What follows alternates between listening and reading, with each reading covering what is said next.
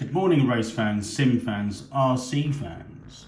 Racing 393 here again today with another video. So, as you can see in front of you there, we've got another ready to run model, 1/14 scale, made by, it says on there, Pine Bone. It's a Pine Bone model, so that's obviously the make, and they make a Pioneer Storm Rider series. So this is a ready to run 1/14 scale off-road vehicle. It's 2.4 gigahertz, four-wheel drive, functional shock absorbers, as it says on the front there, a 7.4 volt lithium battery, and it's also got a rudder machine.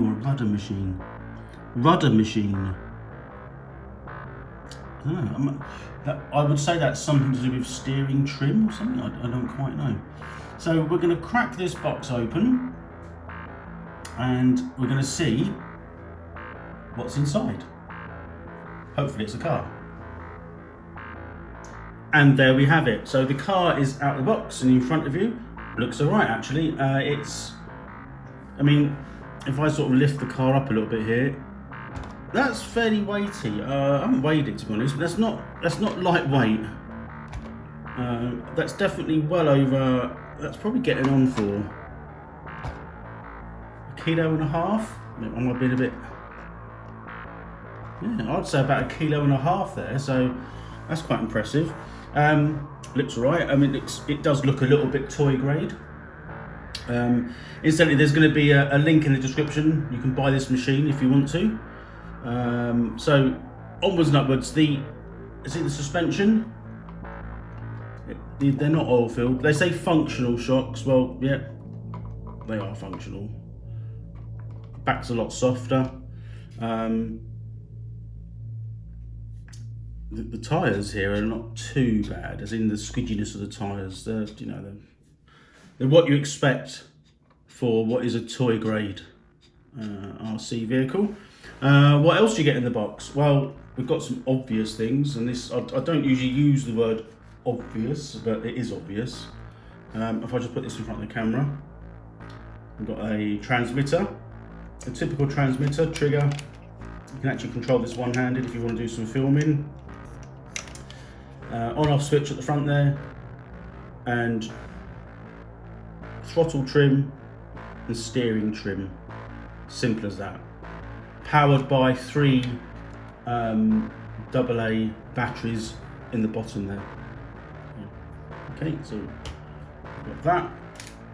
The typical cheapo charger, USB. So that comes with a kit. A couple of tools, not much. Body clips, tie wraps, there's a screwdriver in there. So that's there, and instruction manual. Now looking at this, the interesting thing here, I found it would seem that you can buy loads of spares for this. I'm not sure if they're hop up, but there's certainly some upgrades, because if I show you this sort of the first page here, you can see got part numbers and various shells that you can buy. It doesn't say hop up or upgrade. I'm looking at it now, but what's that there? A rear bumper block. Okay, so you probably find you can buy bits for this if you want to give it some stick. You haven't got to worry about breaking it and not being able to repair it. This is for ages of 14 and above. You see there's a load of bits there as well. So yeah, pretty good. Any specifications that I can give you initially? Well, it's looking like that it's got a small motor in it. It's actually got, there's a couple of things I'd like to sort of mention.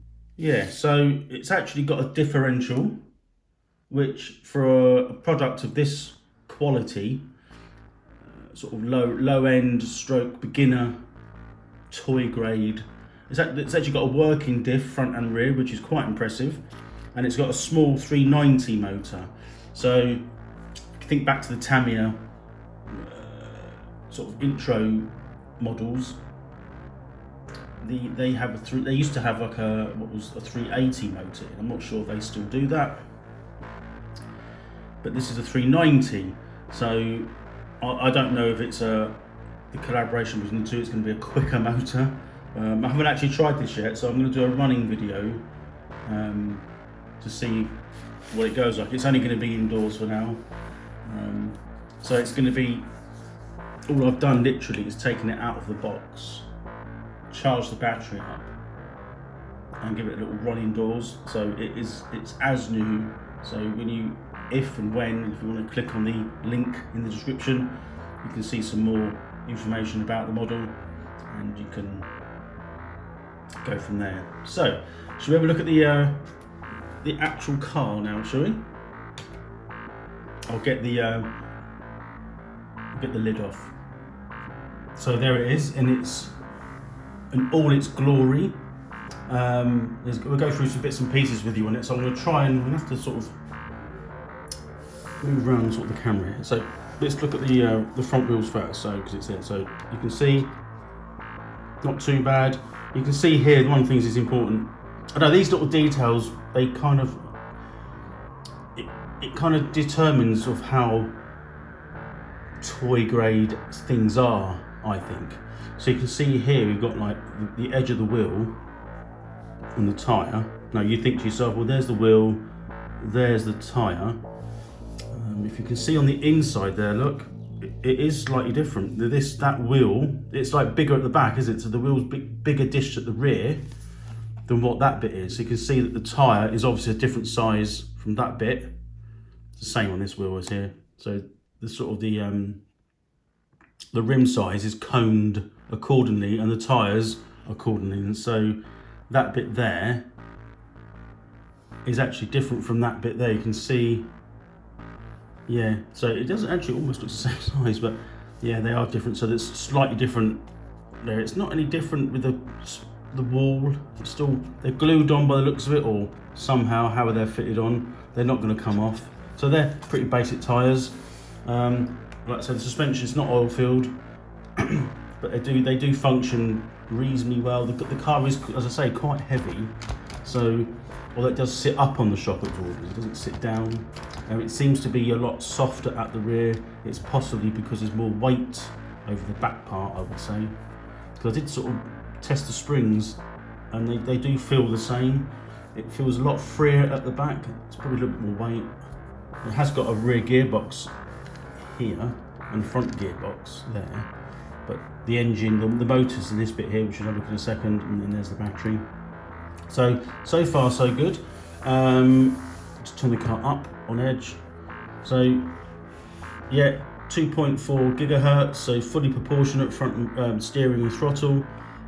Wishbone front and rear suspension, independent wishbone suspension, so you know, okay for doing a bit of off-roading. What else we got? The centre drive shaft is metal. That runs. I'm not sure if you can see that. You might better see it in there, look shining. So that's good to see. That's metal. All the rest of the car, shock absorbers. Oh, sorry, the drive shafts, drivetrain, plastic. So in there. So look, I don't know if you see. So plastic drive cups as well. On the front here, I'm going to show you something else. It's got some front LEDs, so front lights. So they come on when I'm presuming when you use the vehicle. And in there we've got the housing for the motor. You can kind of see there. If I just took that up a little bit, sort of there-ish. That's the little servo. Speed controller is in there as well, so it's attached, and the receiver is probably on this. It's probably an all-in-one effort. So other than that, it's it's pretty functional. And I'll say, one of the good things is you can hear. You can't hear weight, can you? You can feel the weight. It's quite weighty, so to me that's a good sign. It's not all cheapo, lightweight. I mean, it does feel fairly robust. So I think the thing to do now really is to get the old body shell back on, and we'll set the camera up and we'll give it a little run indoors. We'll see how you go from there. Here we are, you can see it on, so the light's on nice and bright. So we're going to give it a little bit of a turn. So it has got proportionate steering. You can do as little as you want, which is nice to see. And a little bit of throttle. So we can drive it backwards and forwards. We've got some control there, so for like, I suppose for a bit of crawling, which is also good to see. If you go back into the corner over there, and I'm going to sort of give it, I can't do it too much actually. I did quickly try it like 4 beans, and I was actually quite surprised at the performance. So we'll give it some go. It's certainly got some zip on it, and it's only, I don't know what the top speed would be on this. So let's just get that car turned around. Just got enough to skid.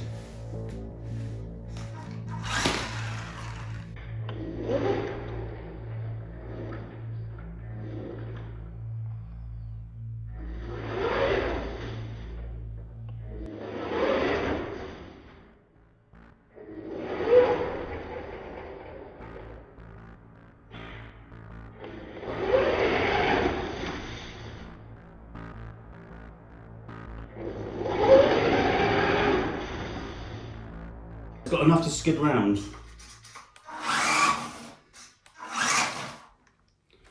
So that, I'm quite impressed with that. It's got enough power there to make it fun. It's like most things. If you keep it in relative scaling of what it's designed to do, I'm as much as I do watch a lot of the bashing and the big expensive toys that people buy, Traxxas, and I'm impressed by that. They are amazing, absolutely mind-boggling. But when you start coming down the pecking order, and we'll say, but let's be fair, we're down into toy grade. You know, this is just like, I mean, if you're collecting RC stuff or you want to get into it, of course, this would be ideal. But you wouldn't take this flat out in a massive like jump and expect it to survive. It actually works in a more confined area because it actually accentuates the performance of the vehicle. Having said that, this is actually pretty good. I'm impressed. I made sure that the steering and the throttle worked yesterday evening, but I didn't actually use it. And it's the first time I've given it some stick on a flat surface, and it's indoors. It's not very big. I think the reported top speed is something like 36 kilometers an hour. What's that, about 20 miles an hour, 18? That's quick enough. I mean, you've got to think that 18 miles an hour indoors, you definitely break it, I think, if you hit something. Out in a big open space, it might seem very slow. So it's probably right in a small garden or a little gravelly area. If you mark out your course with cones or soda cans or something like that, you could probably have a little bit of fun with this. But there you go, that's my take. It's definitely, it's more of an opinion video rather than a review. I'm not, I did buy this myself, so it's not sponsored or anything like that. And like I say, there's a link in the description below. So that's it for now. I hope you enjoyed it, and I shall see you next time. Thanks for watching. Bye for now.